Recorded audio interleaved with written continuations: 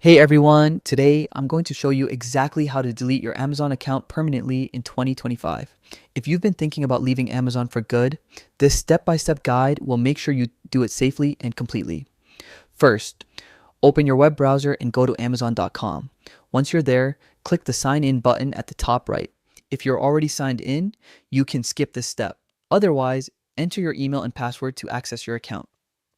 Next, hover over Account and List in the top right corner and click Account. This will take you to your account management page. Scroll down until you see Manage Your Data and Content, then click Close Your Amazon account. You'll likely be asked to re-enter your password for verification. Go ahead and do that.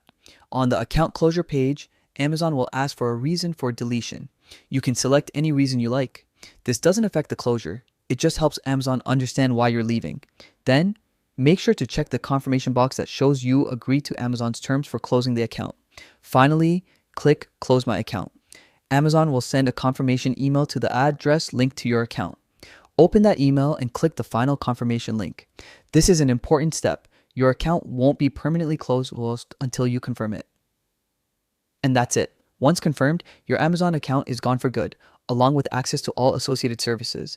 If you found this guide helpful, make sure to like and subscribe for more up-to-date tutorials.